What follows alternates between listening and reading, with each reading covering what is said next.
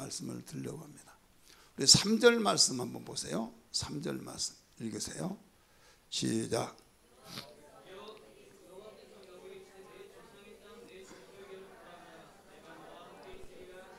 아멘.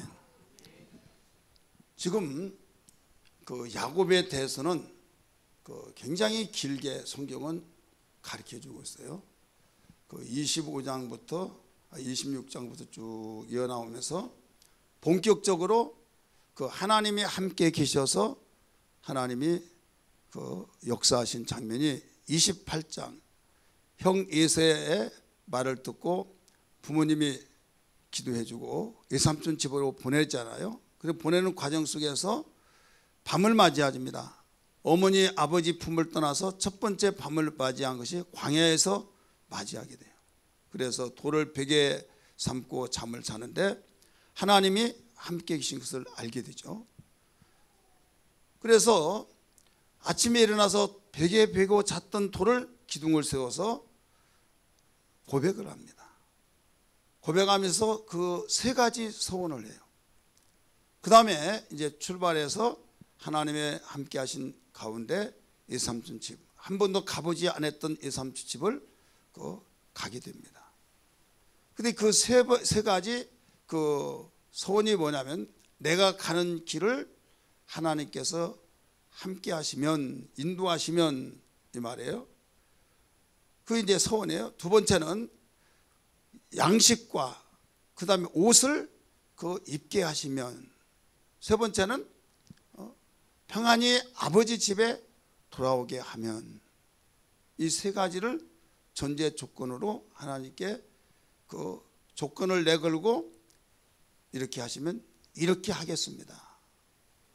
그러면 세 가지 또 거기에서 그 이제 소원에 대한 그 무엇을 가르쳐 준가 하면 그 조건이 첫째는 뭐라고 그랬어요? 내가 가는 길에 하나님이 함께하면. 두 번째는 먹을 것과 옷을 입혀주면. 그러니까 광야, 언제 외삼촌 집에 갈지도 모르고 어떻게 이룰지도 모르니까 함께 가면, 하나님이 함께하면 평안이 오는 거죠.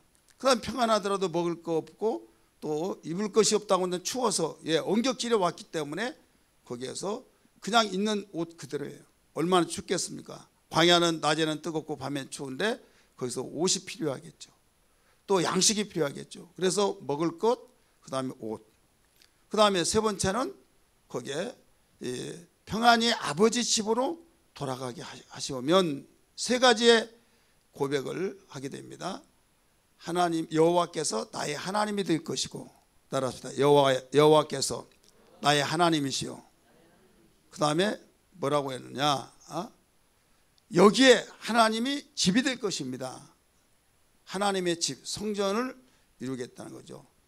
그 땅이 누수라고 하는 땅인데 여기도 하나님이 계셨군요 해가지고 베델이라는 이름을 지어줍니다. 베델은 그 하나님의 집이란 뜻을 가지고 있어요. 일자는 다 하나님이에요.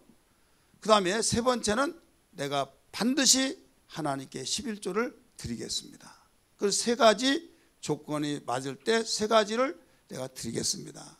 소원을 한 거예요. 자, 이제 정리해 봅니다. 외삼촌 집으로 외삼촌 집을 목적지를 삼고 아버지 어머니 품을 떠나서 지금 목적지를 가는데 첫 밤을 맞이했을 때 얼마나 외롭고 무섭고 어린 나이에, 그것도 광야에서. 근데 볼 때 하늘문이 열리면서 꿈속에 하나님이 나타나서 천사가 오락내락 한 걸 볼 때 여기가 하나님, 여기도 계셨군요 하면서 하나님께 소원을 하게 된다 이거죠. 그러면서 소원은 그 뒤에 세 가지를 뭐라고 그랬어요? 소원이 하나는 여호와께서 나의 하나님이 될 것이요, 그 다음에 여기가 하나님의 집이 될 것이요, 세 번째는 11조를 반드시 드리겠습니다. 근데 조건이 있어요. 야곱이 첫째는 뭐예요? 나를 평안하게 인도하시면, 두 번째는 뭐예요? 먹을 것과 입을 옷을 주시면, 그 다음에 아버지 집으로 돌아가게 하시오면. 그래서 셋으로 나갑니다. 우리 성경을 보겠습니다. 지금까지 말씀했던 내용인데 창세기 28장 20절부터 읽습니다.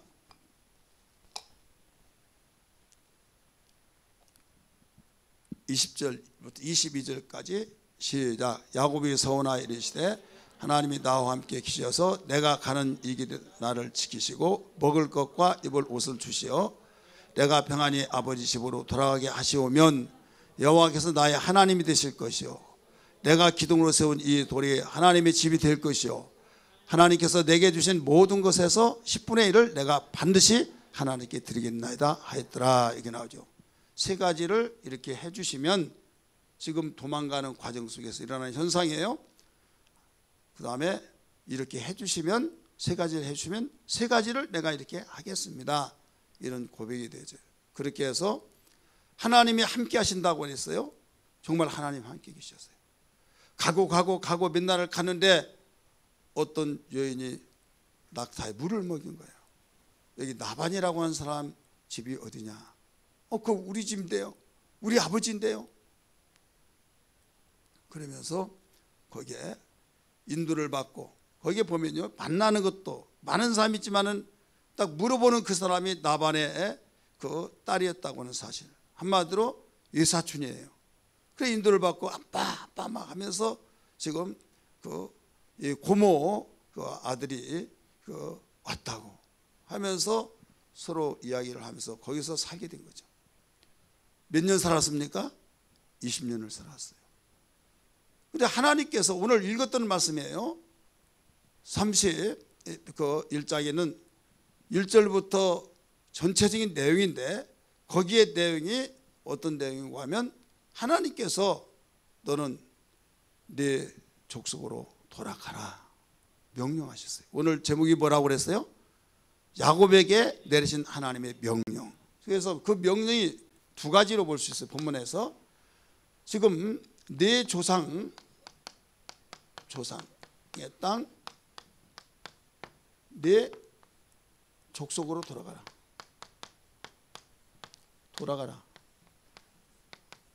이 내용이 3절에 나와요. 두 번째 명령이 13절 나옵니다. 13절 읽습니다. 시작.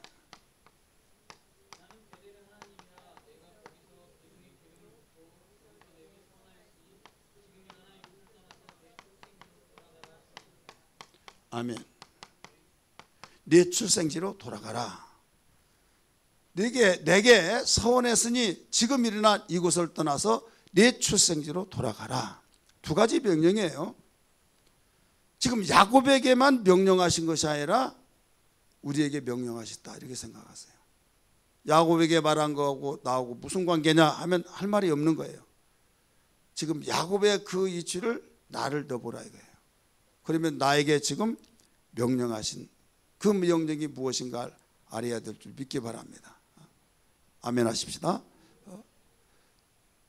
지금 야곱이 20년 동안 외삼촌 집에서 살면서 싹을 10번이나 그 속였다, 변경시켰다 이렇게 말했죠. 이제 궁금 생각해 보니까 하나님께 서운한 것도 생각나고 아버지 집으로 가야 할 텐데 말하면 붙잡아 놓고 또 붙잡아 놓고 계속 그러더라 이거죠. 그럼 나는 나이가 먹고 처자식이 있는데 나는 이게 뭐냐 할 때 외삼촌에게 말한 거예요. 다시 시작합시다. 먼저 선수를 친 거예요. 무엇을 주겠다 말뿐이니까 그때 모든 양들이 하얀 양만 있었어요. 모든 양들이 하얀 양인데 얼마 되지 않아 가지고 야곱이 양을 칠 때 양이 완전히 들판에 늘배했다 이게. 그러면서 외삼촌 지금부터 싹을 결정합시다. 그런데 얼룩얼룩하는 것이 태어나면 그건 내 것이고 하얀 양이 태어나면 삼촌의 것입니다. 그럴 때 외삼촌이 아휴 그래 알았다. 저 바보 같은 거 어딨냐. 하얀 양들만 있으면 얼룩이가 태어날 수 있겠어요 없어요? 유전학적으로 없는 거예요. 돌연변이나 태어나죠. 그러면 그것을 자기의 싹으로 해달라고. 그러니까 알았다 했어요. 하나님이 하늘에서 영적으로 보여주셨어요. 얼룩얼룩 다 만들어 놓고. 그리고 또 나중에 또 말합니다. 그리고 점박이가 있는 것을 이제 내 싹으로 달라고. 그렇게 하라. 근데 온통 얼룩무늬 다 나는 거예요. 그러니까 이제 심통이 난 거죠. 나중에 이제 점박이로 바뀌었는데 점박이는 안 나오겠지. 또 나오는 거예요. 그러다 보니까 그 소식이 지금 야곱이 우리 아버지의 재산을 다 빼앗아갔다. 양을 빼앗아갔다. 그 라반의 아들들이 그렇게 말한 거죠. 옛날보다 보는 눈이 달라졌어요. 이때 하나님이 말씀하신 명령이 3절에 나온 거예요. 내 조상 내 족속으로 돌아가라, 말씀하신 거죠. 그리고 우리는 항상 그 어떤 문제가 있고 어떤 심기가 불편하고 이전처럼 그런 좋은 분위기가 아니었던 그 상황이 바뀌어질 때는 하나님이 나에게 명령할 수 있는 계기가 된다는 걸 알아야 될 줄 믿기 바랍니다. 사람들은 좋은 현상, 좋은 여건만 있으면 그게 행복으로 알고 있는데 하나님은 행복의 주인공인 걸 믿어야 줄 믿습니다. 그러니까 사람들은 아무 일이 없으면 그것이 나에게 평안하고 가장 축복으로만 생각하는데 하나님은 축복의 주인공이에요. 그 축복의 주인공이신 그분이 그 모든 걸 운행을 하게 하시는데 그분이 운행이 어떨 때 했느냐, 거기에서 예전처럼 라반이 야곱을 좋게 여기지 않았다 이게요. 자기가 허락했던 그 말이었지만은 어떻게 그가 말한다고 되느냐 이거예요. 어떻게? 그러면서 내가 괜히 그렇게 말했네? 아니야, 그러면 그럴 수도 없고. 그러니까 내 재산을 다 빼앗아간 걸로 생각하고 있어요. 근데 유전학적으로 볼 때는 그럴 수가 없어요. 얼룩무늬가 나올 수도 없고 점박이가 나올 수도 없는데 그가 말한 대로 그래라 했더니 그렇게 나오기 전에는 참 바보다, 저는 바보가 또 이렇게 저기 하나 했는데 그가 말은 되어져 버리니까 어떻게 할 도리가 없는 거죠. 이럴 때 지금 내가 저 눈치를 보면 또 살해하나. 하지만 하나님이 그때 명령하신 그 명령이 3절에 있는 네 조상의 땅, 네 족속으로 돌아가라. 자, 여기에서 이제 돌아갑니다. 근데 돌아가기 전에 들에서 지금 자기의 부인들을 불러드립니다. 레아와 라헬을 불러서 상황을 설명해요. 내가 아버지 집으로 돌아가야겠다. 그대의 아버지가 내 재산의 싹을, 내 싹을 10번이나 변경했다. 여차차 쭉 상황을 설명했어요. 그랬더니 우리 아버지는 그렇게 하고도 남을 사람이고 앞으로 아버지하고 같이 있으면 우리는 소망이 없다. 자식도 팔아먹는 사람인데 무엇을 주겠느냐 하면서 그대가 원하는 대로 하라고 오늘날은 가족회의를 한 거예요. 남편과 이 야곱은 자기 부인들을 데리고 상황을 설명한 거예요. 자, 어떤 일을 하더라도 우리 남편들이요, 누구하고 상황을 설명해야 된다고요? 아무 소리 않고 비밀리에 혼자 하다가 나중에 발각되면 집안이 시끄러워요. 그러니까 다 털어놓고 하나님이 이렇게 원하신 것을 이야기해야 된다고. 그러니까 가정에 문제가 일어난 집은 아무 소리 하지 않고 혼자 하다가 나중에 드러나면 배신 때렸다고 하고, 내가 그 말 한마디 이해해 줄 줄 모르고 저기 당신을 위해서 그랬다고, 당신 그 말 들으면 까무러질 것 같아서 이랬다고 막 하면서 변명해야 이건 안 되는 거예요. 그래서 여기에서 배울 점이 뭐냐면 다 오픈시켜서 이런 부분에서는 왜 그래야면 협력이 돼야 하잖아요. 그럴 때 적극적으로 협력이 됐어야 안 됐어요? 협력이 됐죠. 그렇게 해서 이제 갑니다.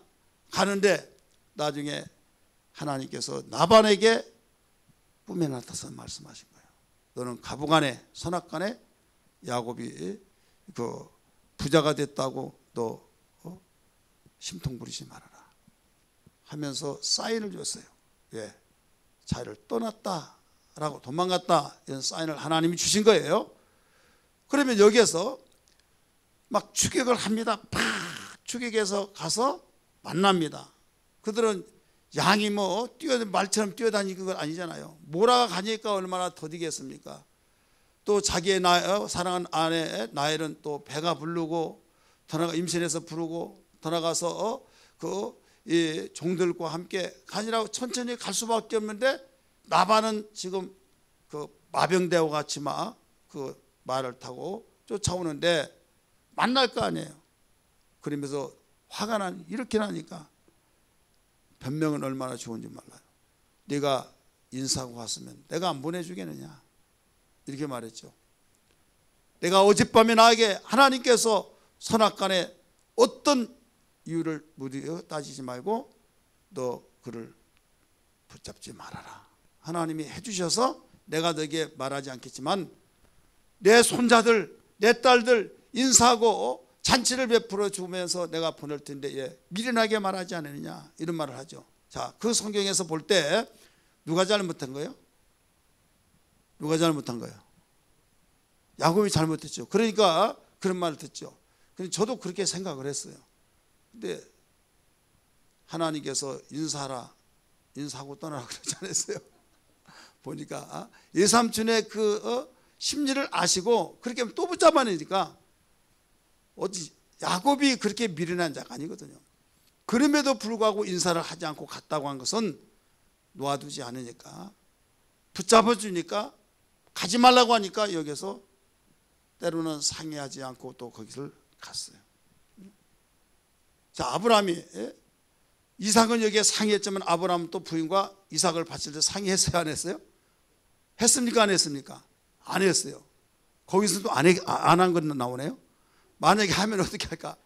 여보 나중이라고 어떻게 해서든지 아닌데 내가 지금 모처럼 이렇게 노년의 행복을 누리고 사는데 당신 잘못 들은 거 아니냐 하면서 얼마나 이건 완전 하나님 명령에 수행하는데 방해가 되니까 하나님께서는 그 아브라함에게 지각을 주어가지고 말하지 않고 그냥 독단적으로 행사를 했죠. 그래서 상황에 따라서 그 모든 것들을 움직여진데 이 야곱도 인사를 하지 않게 된 이유는 바로 그런 연유에서 그렇지 않느냐 하는 것을 우리가 볼 수 있어요. 그렇기 때문에 하나님께서 야, 얘 너 인사하지 않고 갔냐? 인사하고 가라 이런 말씀을 하지 않았다 이거예요. 그러면 거기에서 하나님이 어떤 것까지 하신 거 추격한 걸 알고 언젠가는 알 거 아니에요. 돌아와서 뭐 야곱이 안 온다 어찌 안 오냐 그러면 도망갔다 그런 말을 들을 거 아니에요. 그러면 어차피 쫓아갈 터인데 하나님은 선악간에 너 어떤 가부를 묻지 말고 너 돌려보내라 그렇게 하시면서 어젯밤에 나에게 네가 믿는 하나님이 말씀하지 않았으면 너를 죽일 수도 있다 하면서 이제 모든 것을 우리 언약하자 하면서 언약을 하고 헤어졌던 사건이 나오죠. 자, 오늘 여기서 하나님이 이렇게 명령을 했는데 이 명령을 우리에 적용시켜서 본다고 한다면 이것은 무슨 명령이냐? 자, 네 조상의 땅, 네 족속이 나오죠. 족속. 이 족속이라고 한 것은 한 혈통에서 나오는 공동체를 말하고 있는 거예요. 따라서 공동체. 한 혈통에서 나온 공동체.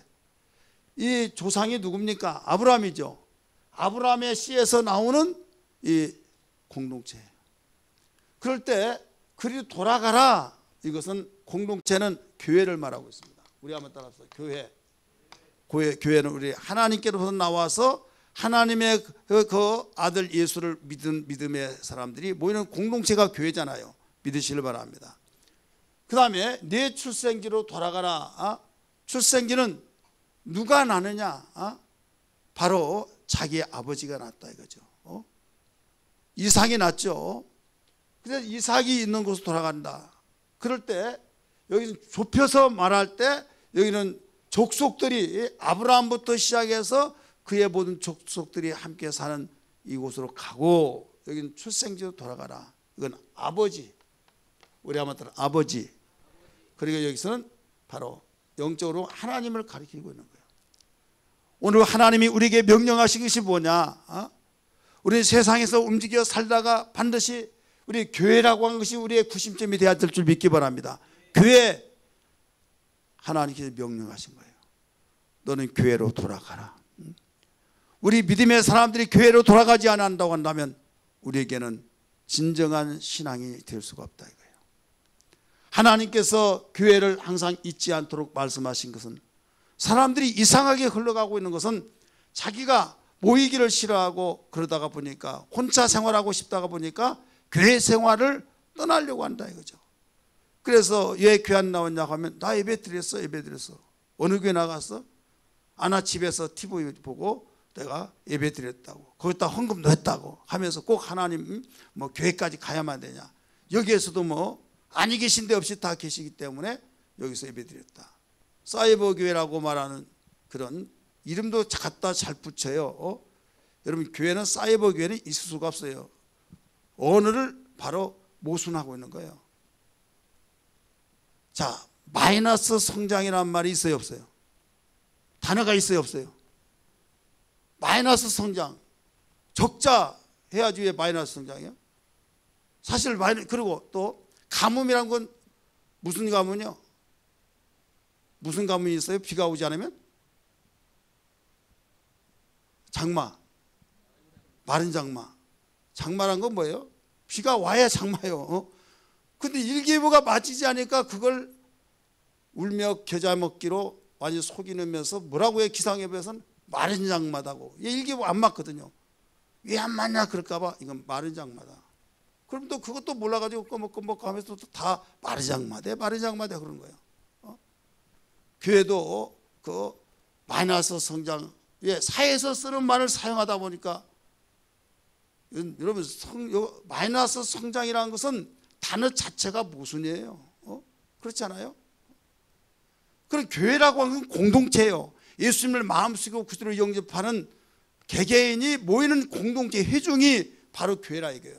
근데 자기가 교회를 안 나오고 공동체에 하나 오지 않냐고 집에서 편안하게 자기 TV 앞에서 예배 드렸다고 해서 교회가 갔다고 그래요?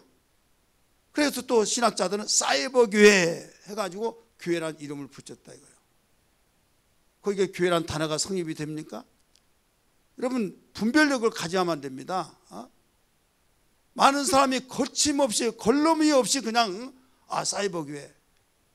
그런데 사이버 교회니까 꼭 여기만 나오지 않더라도 교회가 있을 수 있다고 하는 것은, 여러분 히브리서 10장 25절의 말씀 보니까 초대교회에서부터 날마다 모였던 교회들이 어느 지점에 가니까 모이기를 뜸하면서 모이기를 피하는 무리들이 생긴 거예요. 근데 나 혼자 안 나가면 죄인 취급받으니까 야야야 가기 싫지, 날마다 가서 꼭 그럴 필요가 있느냐, 마음으로 믿어야지 뭐. 그러니까 마침 가기 싫었는데 그 말하는 게 달콤하게 들려진 거예요. 그래가지고 안 나가다 보니까 모이기를 피하는 사람들이 생겨난 거예요. 이때 히브리 기자는 말하기를 모이기를 피하는 어떤 습관자들과 같이 하지 말고 모이기를 더 권면을 해가지고 주님이 오실 때일수록 모이기를 더욱 힘쓰라 라고 말씀하신 걸 믿으시기 바랍니다. 그래 모이지 않으면 교회가 될 수가 없는 거예요. 하나님이 명령하시기를 모이기를 피하는 시대, 교회 공동체가 무너진 시대 명령하시고 있는 걸 믿으시길 바랍니다. 네 주상 족속으로 돌아가라. 이건 공동체로 돌아가라. 교회 생활에 너 충실하라. 교회 생활을 통해서 네 영혼이 살게 된 것이다. 이걸 일러주신 거예요. 근데 거기에서 네 출생지로 돌아가라 13절에 또 이렇게 압축시키면서 같은 말처럼 보여지나 구분이 되는 거예요. 교회는 바로 주님의 핏값으로 세운 형제 자매들이 모이는 곳이죠. 그리고 형제 자매가 있다고 한다면 부모가 있잖아요. 출생지에서 아버지가 자기를 낳았다 이거예요. 이럴 때 교회 주인공이 누굽니까? 하나님이에요. 믿으시길 바랍니다. 우리는 하나님의 자녀란 걸 믿으시면 아멘 하시기 바랍니다. 그리고 하나님의 자녀니까 하나님을 우리는 만나야 된다 이거예요. 교회에 왔으면 하나님을 만나야만 바로 우리의 영적 생활이 온전하게 되어진 걸 믿으시기 바랍니다. 공동체까지는 왔는데 하나님 만나지 않으면 안 된다 이거예요. 하나님 우리에게 명령하신 것은 하나님 만나라 이거예요. 그래서 예수님이 이걸 가르쳐 주셨잖아요.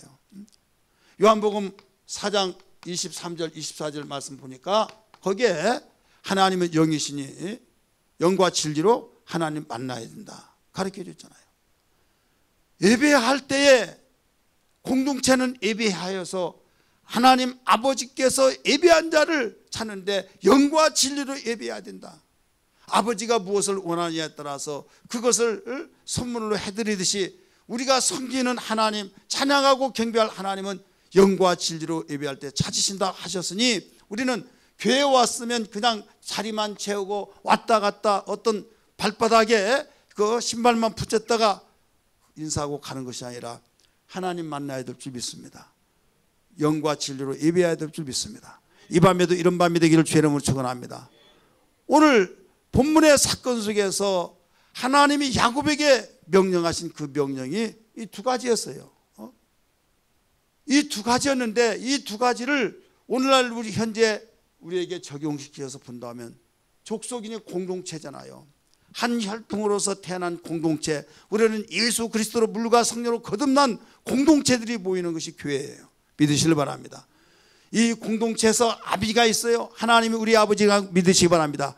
영의 아버지, 그래서 하나님 아버지 하잖아요. 그 하나님을 만나야 될 줄 믿습니다. 만약에 그렇지 않는다고 한다면 온전한 신앙생활을 할 수가 없는 거예요. 그러면서 하나님께서 말씀하시기를 함께 하신다고 하는 말씀이 나오죠. 함께.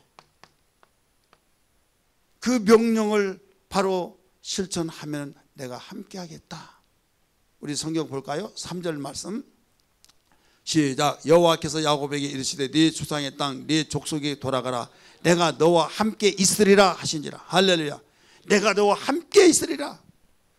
자, 전능하신 하나님이, 능하지 못하심이 없는 하나님이 함께 하시면 어떤 장애물 속에서도 내가 해결해 줄게. 이 내용이 함축되어 있는 내용이라는 걸 알아야 될 줄 믿기 바랍니다. 그렇기 때문에 우리는 하나님의 명령을 항상 나에게 명령하신 것이 무엇인가 알고 순종해야겠습니까? 안 해야겠습니까? 여러 가지 내용들이 있지만 오늘 본문 사건에서 보면 이 두 가지 사건의 명령이에요. 따라서 합시다. 네 조상, 네 족속에게로 돌아가라. 네 조상의 땅, 네 족속에게로 돌아가라. 교회로 돌아가라. 공동체 의식을 가져야만 됩니다. 말세는 모이기를 피하여서 그냥 개인 이기주의로서 살아가는 이때에 그냥 하나님은 꼭 뭐 가야만 되냐, 우리 안에 계신데 성전은 어디냐, 우리 안이 성전이야 막 하면서, 맞아요, 우리 안이 성전이에요. 그러나 우리가 갈 수 없었을 때, 가야 하는데 갈 수 없었을 때 정말 애통하는 심정으로 말하면 하나님이 중심을 보시기 때문에 모든 것을 기억하시지만은 내가 가기 싫은데 도피하는 현상으로 피해 나가려고 하는 그런 마음으로 한다면 우리는 이게 중심이 바르지 않지 않습니까? 그래서 어떤 가운데서도 이 공동체는 가면 갈수록 모이기를 힘쓰는, 모든 이 공동체에 모이는 힘이 얼마나 크다는 걸 알 수가 있잖아요. 두 번째는 아무리 공동체 모였더라도 꺼먹꺼먹하면서 생각이 다른 데 있고 그저 모이라고 왔는데 아이 지겨워 막 하면서 투덜거리면서 찬송 부르자고 하더라도 찬송 부르지도 않고 설교 듣는 시간대 이렇게 기루해 하면서 다른 데 몇 시에 끝나는데 막 이런 생각 저런 생각하면서 앞에서 설교 들 때 은혜 받다가 뒤에 다 위로 신경 일라고 막 그때부터는 완전히 막 뚜껑 열리려고 한다고 하면서 그런 말이나 그런 생각을 하다 보면 여러분 되겠느냐 이거죠. 하나님 만나는 것이 가장 중요한 거예요. 할렐루야. 네 아비 집으로 돌아가라는 거죠. 네 출생지로 돌아가라. 그래서 영과 진리로 하나님 만나는 것이 주님이 예배자에게 가르쳐 준 거예요. 하나님은 영이시니 우리 개혁성에서는 신령과 진정으로 예배할지니라. 하나님 영과 진리로 예배한 자를 찾으시느니라. 할렐루야. 똑같은 자리에서 어떤 자는 하나님이 찾으신 자가 있고 어떤 사람은 찾지 않는 자가 있는데 어떤 자를 찾느냐. 여러분 서로 얼굴을 보더라도요, 얼굴을 보면서 서로 느껴진 사람이 있어요. 저 사람이 나를 향하고 내가 그를 향하고 서로 간에 우리 인간은 영물이기 때문에 느낌이라는 것을 바로 가질 수가 있는 거예요. 말 한마디 하지 않더라도 벌써 저 사람이 나에게 하는 말을, 내가 하는 말을 서로 경청하고 사모하고 긍정하고 있다는 걸 느껴진다 이거예요. 다 그렇잖아요. 꼭 말을 해서만 안 것이 아니라 눈빛만 보다 다 안다 이거예요. 그런데 하나님은 얼마나 더 잘 알겠느냐 이거죠. 하나님은 피할 길이 없다는 걸 믿기 바랍니다. 다윗이 고백했습니다. 내가 하늘로 올라간다 할지라도 하나님이 거기에 계시고 내가 바다 끝에 간다 할지라도 거기에 계시고 안녕히 계신 데가 없이 어디든 다 계시니 내가 어디로 주의 날개를 피하여 가오리까 하면서 하나님의 감시를 받고 하나님의 통치를 받고 생활하는 그 신앙의 고백을 시편 139편에 가르쳐주고 있지 않습니까? 그러므로 우리는 세상에 누가 뭐라고 한다 할지라도 항상 하나님의 명령을 나의 살 길로, 나의 축복의 길로, 나의 행복의 길로 어디에서든지 막힌 걸 뚫어가고 매인 걸 풀어가고 다친 걸 열어갈 수 있는 유일한 길은 하나님이 나와 함께 하셔야 된다는 것을 믿으시면 아멘 하시기 바랍니다. 그렇다면 당신의 명령에 순종하는 것이 지혜다 이거예요. 야, 배울 만큼 배우는데 야, 그런 말을 믿으라고 그 말하냐? 저걸 지킬 것이냐? 누가 그 말을 지키냐? 이건 세상이 하는 소리고, 진정코 하나님을 바로한 사람은요 옛밖에 없는 걸 믿기 바랍니다. 따라서 옛밖에 없다. 그래서 고린도서 1장 19절 20절 하신 말씀이, 나와 실로아노와 디모데가 전파한 예수 그리스도는, 지금 디모데, 실로아노, 나 바울 세 사람은 고린도 교회의 동역자들입니다. 그들이 복음을 전가할 때 주인공이 누구예요? 예수예요.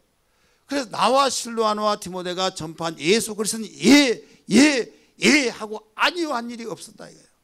그러면서 하나님의 말씀은 얼마든지 그리스도 안에서 예가 되니 아멘하여 하나님께 영광을 돌렸느니라 라고 하신 말씀을 믿으시기 바랍니다. 다른 사람은 아니야, 그럴 수 없어, 지금 이 시대가 어떤 시대인데 이런저런 말로 아니요를 합리화시켜서 그 말을 지키지 않으려고 나갈 수 있겠지만은, 복받은 사람은 그렇지 않냐고. 그래, 아무리 그런다 할지라도 하나님 말씀이잖아. 예수도 하나님이신데도 불구하고 육체로 오셔서 우리 가운데 오신 그 예수께서도 예가 이렇게 해서 하나님의 명령을 지키고 뜻을 이루었는데, 우리인들 더 많이 예가 돼야 할 텐데 감히 우리가 어떻게 그 명령을 저버릴 수 있느냐라고 생각하면서 우리의 신앙이, 주님 어떤 말씀이든지 하나님 말씀은 현실적이고 또 타당성과 여러 가지 사람들이 이런 것을 배탄다 할지라도 우리는 주님을 믿고 하나님의 자녀이기 때문에 예해야 될 줄 믿습니다. 예할 수는 지혜를 주시고 겸손함을 주시고 능력을 주옵소서. 주여 나에게 명령하여 주옵소서. 그리하면 듣겠나이다. 이런 고백이 되기를 주의 이름으로 축원합니다. 할렐루야. 여러분, 집안 식구는요, 가정 식구는 다른 사람과 달라요. 다른 사람이 비난을 하고 막 비판을 쏟아붓고 한다 할지라도 가정 식구들이 잘 때는 집안은 화살바지가 되어서, 아무리 그런다 할지라도 우리 남편은 그런 사람이 아니다, 우리의 아내는 그런 사람이 아니다 하면서 바로 막아줘야 된다 이거죠. 이 가정은 될 집안이에요. 행복한 가정이에요. 근데 그 말을 들은 순간부터 맞아 그렇지 예? 내가 얼마나 속상했겠어. 내가 정말로 그 인간하고 살면서 정말로 내가 피가 바짝 마르고 누구한테 말 못하고 그냥 가지고 있는데 어쩌면 그래 내 속을 그렇게 시원하게 해주냐고. 그러면요 자기 얼굴에 침 뱉는 거예요. 나도 교회를 다니지만은 교회 다닌 것들 막 하면서 그런 말까지 하면서 하나님을 저버리고 모든 종교는 똑같은데 뭐 기독교만이 유일하게 하나님이 한 분이라고 하면서 그 구원이 있다고 하면서 종교는 다 똑같은 거 아니냐. 정상을 올라갈 때 등산할 때 한 가지 길만 있느냐. 동쪽으로 길이 있고 서쪽으로 있고 또 계곡으로 가는 길이 있고 뭐 여러 가 있지만 정상에서 만나지 않느냐. 다 종교는 결국은 다 만난다. 그러니까 그러고 보니까 또 그런 것 같아. 사랑하는 성도들이요, 오직 유일하신 분은, 한 분밖에 없는 분은 우리가 하면은 여호와 하나님 아버지밖에 없는 걸 믿으시길 바랍니다. 내 생각에 맞다고 해서 맞는 것이 아니에요.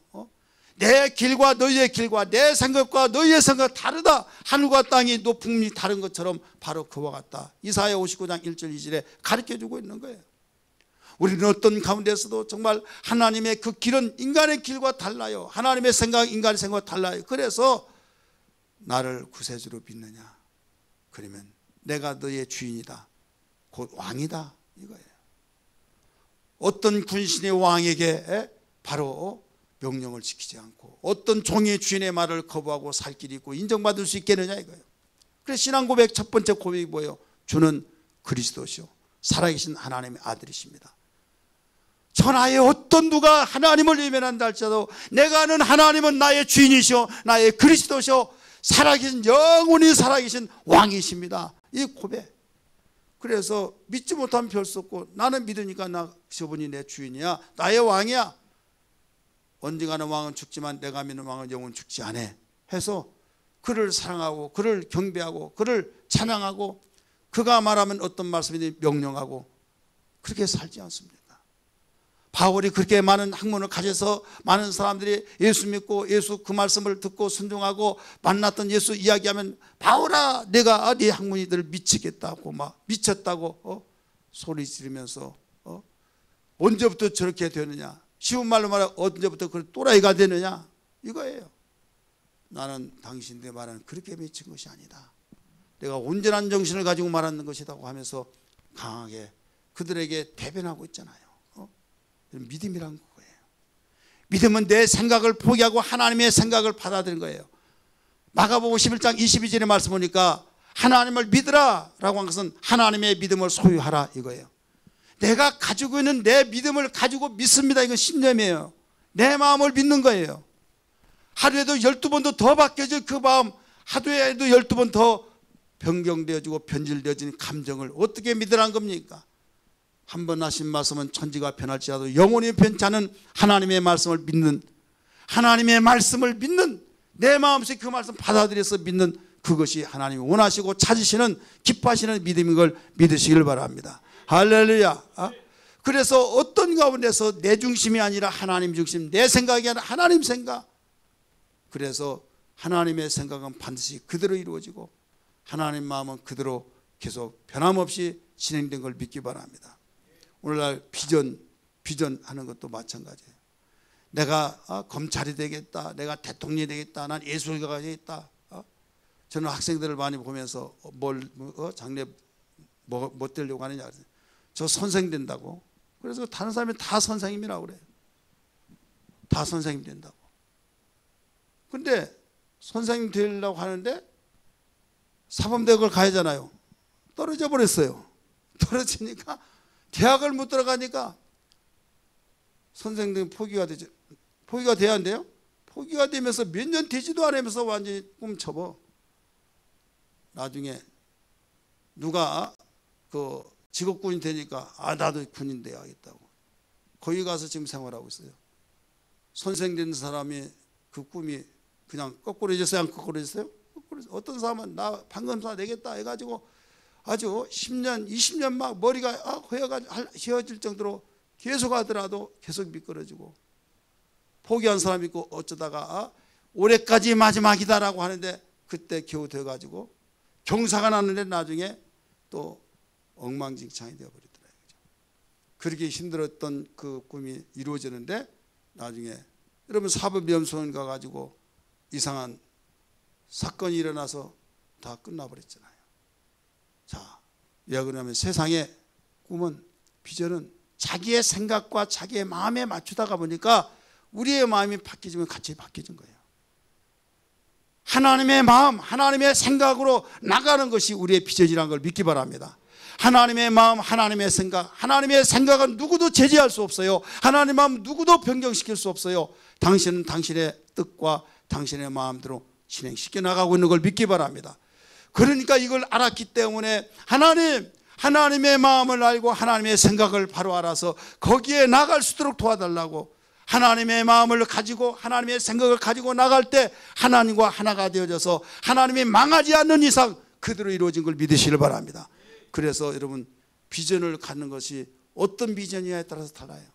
믿음은 하나님의 믿음을 내가 소유해서 온전한 하나님이 찾은 믿음이 된 것처럼, 비전도 하나님의 생각과 하나님의 마음을 내가 가지고 있을 때 하나님은 당신의 생각과 당신의 마음을 가지고 뜻을 진행시켜 나가서 하나님이 작정하신 뜻이 다 이루어진 것처럼 우리는 그 뜻을, 그 생각을 마음속에 품고 함께 나갈 때 그 비전이 100% 이루어진 걸 믿기 바랍니다.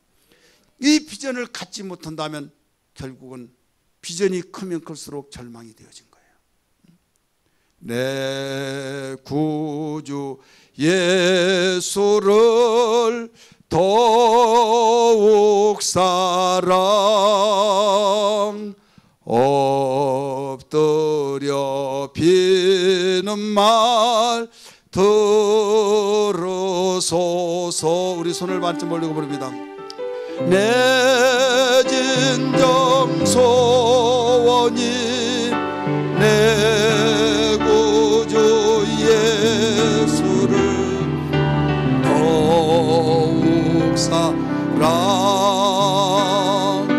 더욱 사랑 내 구주 예수를 내 구주 예수를 더욱 사랑 엎드려 비는 말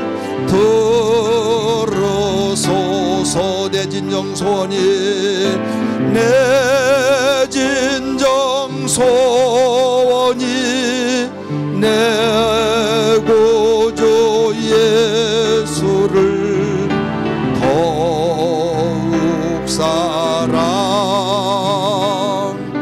더욱 사랑 내 진정 소원이 내 진정 소원이 내 구주 예수를 더욱 사랑 더욱 사랑.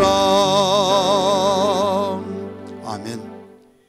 하나님의 명령을 순종한 이 야곱이 어떤 과정이 있었느냐, 나타난 그 현상들, 첫째로 지금 출발을 했어요. 지금 순종해서 지금 명령을 내 조상의 땅, 내 족속 돌아가라, 내 출생 돌아가라 해서 자기 부인하고 상의해서 출발했습니까? 안 했습니까? 했죠.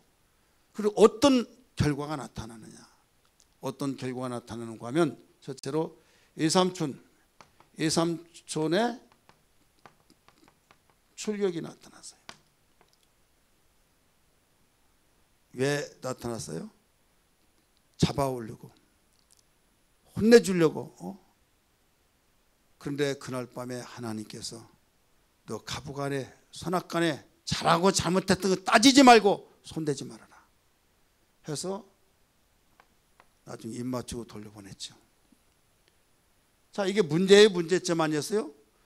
어떤 누구도 방해한 일이 없고 그냥 길이길이 형통으로 갈 줄 알았는데 이런 문제가 나타났다 이거죠. 그런데 결과는 어땠어요? 해결됐죠. 우리 한번 따라서 해결. 왜 해결됐습니까? 바로 하나님이 어젯밤에 나에게 선악간의 어떤 잘잘못을 묻지 말아라 하셔서 내가 더 가만 놔두지 않으려고 왔지만은 내가 돌려보낸다 했어요. 우리 3절의 명령을 지킬 때 하나님이 뭐라고 했어요? 내가 너와 함께 할 것이다. 하나님이 함께하니 무서운 예삼촌의 출격이 다 해결돼 버렸다 이거죠. 할렐루야. 우리는 하나님의 명령을 지키는 자로서의 아무 일이 일어나지 않는 것 같고 아무 일이고 형통형통 대로의 길로 평안의 길로만 있는 걸로 생각하지만 여러분, 하나님의 명령을 순종하는 사람에게도 문제들이 일어날 수 있다는 것을 알아야 될 줄 믿기 바랍니다. 문제가 일어나지만은 하나님께서 함께 하심으로 말미암아 이 문제가 해결되어진다 이 말이에요. 믿으시기 바랍니다. 누가 함께 하니까? 하나님이 함께 하신 것이 엄청난 얼마나 귀한 축복이라는 걸 알아야 하는데, 많은 사람들은 하나님이 함께 하신 그 축복보다 돈이 더 큰 축복으로 생각해서 하나님이 함께 하신 것은 감사하지도 않냐고, 그러다 보니까 원망하고 불평하고 이런 경우들이 많이 있죠. 두 번째, 무슨 문제냐, 이제 형 에서의 출격. 20년 동안 헤어졌다가 이제는 만나서 나이도 20년 20살이 더 먹었잖아요. 그러면 나이가 들면 철든다는 말이 있는데 하나밖에 없는 동생, 아무리 죽을 죄를 졌다 한다 할지라도 여러분 부둥켜 안고 울고 내가 옹졸해서 그랬다고 하고 사과를 해야 해요, 안 해요? 사과를 해야 할 만도 한데도 불구하고 400명의 군사를 들이고 죽이겠다는 거죠. 얼마나 이 야곱이 간담에 쌀을 내겠습니까? 근데 여기에서 결과는 또 뭐예요? 해결됐어요. 그 해결이 기도하고 바로 해결된 거예요. 그러면 하나님이 함께 하시니까 기도 안 해도 된다. 그러면 해결된다라고 생각할 수 있겠지만은 하나님은 그런 문제가 있을 때 기도를 해줄 때 해결한다는 것을 보여주고 있는 거죠. 믿으시길 바랍니다. 지금 여기에서 명령하는 자들에게 모든 문제점들이 뭐냐? 아무 문제가 일어나지 않는다고 생각하지만 문제가 일어나요. 일어날 수도 있어요. 꼭 일어난다 100% 그 말이 아니라 평안할 때도 있지만은 문제가 일어날 수 있다. 그러나 두려워하지 말라, 놀라지 말라, 내가 너와 함께함이니 라고 말씀하시기 때문에 문제는 해결을 받으면 오히려 간증이 되어지고 귀로만 들었던 하나님을 체험할 수 있는 계기가 되기 때문에 더 확신 있는 신앙이 된 것을 믿으시길 바랍니다. 그렇기 때문에 형 예수의 그 400명의 출동 속에서도 해결이 됐다. 세 번째 마지막으로 어떤 문제가 일어났냐? 바로 그 자기의 그 딸 이름이 뭘까요? 디나라고 하는 바로 성폭행을 당했어요. 폭행을 당했는데 여기에서 레위하고 시몬이 할례 받으라고 해가지고 결국 그 할례 받는 틈을 통해서 남자들 다 죽이고 거기 약탈을 해왔어요. 약탈. 왜 그런 줄 아십니까? 이것은 지금 숫곳이라고 하는데 이게 세겜 땅입니다. 세겜의 땅이 너무나 좋아가지고 거기서 땅을 사서 정착하려고 했으므로 이런 사건이 나타난 거예요. 여기에서는 죄를 지지 않았는데 문제가 해결됐다. 죄를 지지 않으려고 했을 때는 하나님이 바로바로 해결책을 주셨어요. 여기에서는 지금 분명히 목적지가 어디였습니까? 아버지 집으로. 네가 소원한 땅을 향해서 가라. 그리로 가는데 너무나도 목축하기가 좋은 땅, 세겜 땅이 있는데 거기에서 땅을 샀다는 건 뭐예요? 지나가는 때 얼마든지 거기에 천막은 칠 수 있잖아요. 땅을 샀다는 건 거기서 정착하려고. 우리는 세상을 살다 보면 너무나 좋아서 거기에 정착하려고 있을 때 문제가 일어난다는 사실을 알아야 될 줄 믿기 바랍니다. 우리는 우리의 목적지는 오직 천국인 걸 알아야만 됩니다. 내가 그리스도와 함께 죽었다가 살리심을 받았으면 위의 것을 생각하라. 위의 것을 찾으라. 땅의 것을 생각하지 말라. 골로새서 3장 1절 2절에 가르쳐 주셨듯이 우리 방향 설정을 잘해야 될 줄 믿습니다. 많은 사람들이 지상낙원을 이루려고 우리가 성도들로서 다른 사람은 여기가 천국을 모르니까 여기에 지상낙원을 이루려고 한 건 당연한 일이라 생각할지라도 우리는 알기 때문에 그게 아니다 이거예요. 우리의 영혼이 있을 곳은 아버지 집이란 걸 믿기 바랍니다. 영원한 하나님 아버지의 집, 천국을 향해서 하나님이 인도하시고 계신 거예요. 그런데 야곱은 지금 분명히 세 가지의 조건을 허락해 주면 내가 세 가지를 이렇게 하겠습니다라는 서원까지 했던 그곳으로 가야 하는데도 불구하고 땅을 사서 거기에 장막을 치고 거기에서 눌러 앉으려고 했을 때 영원히 씻을 수 없는 딸 하나밖에 없는데 디나가 성폭행을 당했어요. 안갚음을 한다고 해서 거기에 시몬과 레위가 완전히 조건을 내세우죠. 상사병이 나가지고 그 디나를 그 아내로 달라고 하니까 좋다. 그럼 주겠는데 우리는 하나님 믿는 사람으로서 할례를 받지 않으면 안 된다. 남자들은 다 할례 받으라. 그러니까 할례식을 했어요. 뚱뚱 벗어 움직이지 못했을 때 다 남자들 죽여버렸어요. 죽이고 거기다 또 죽인 것만 하더라도 무서운 건데 약탈을 해왔어요. 강도질을 했다 이거예요. 그러니까 야곱이 뭐라고 합니까? 너희가 그럴 수 있느냐? 지금 어떻게 해서 여기까지 왔는데 우리를 완전히 여기서 망하게 하느냐? 그럼에도 불구하고 하나님 약속이 있었어요. 내가 너희와 함께 있겠다. 그래서 그들을 두려워한 마음을 주셔서 추격하지 못하도록 해주신 것을 믿으시길 바랍니다. 값비싼 대가를 통해서 이제 목적지를 찾아서 갑니다. 목적지를 갈 때 자기가 이삼촌 집에 갔을 때 여기도 하나님 계셨군요 하면서 돌을 벽에 베고 잔 돌을 세워서 누수 땅을 뭐라고 그랬어요? 베델이라고 이름을 줬죠. 베델. 근데 여기다가 돌아와서 감회가 새로울 거 아니에요. 20년 만에 왔어요. 20년 만에. 자, 여기다가 어떻게 했을까요? 베델 했어요? 성경 안 읽어봤어요? 읽더라도 다 잃어버렸죠. 따라서 베델. 여기다가 엘자를 하나 더 붙였어요. 엘베델. 그러니까 여기는 처음에 베델을 할 때는 하나님이 내가 가는 길을 인도하시면 이렇게 나와요.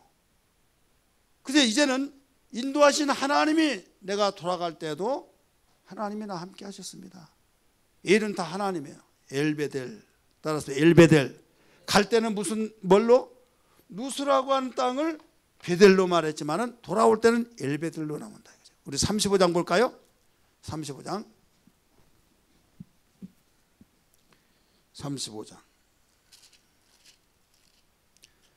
6절 말씀 같이 읽습니다. 시작.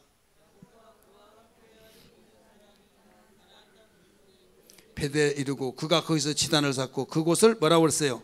엘베리라 불렀으니 이는 그의 형의 낯을 피할 때 하나님이 거기서 그에게 나타났습니다.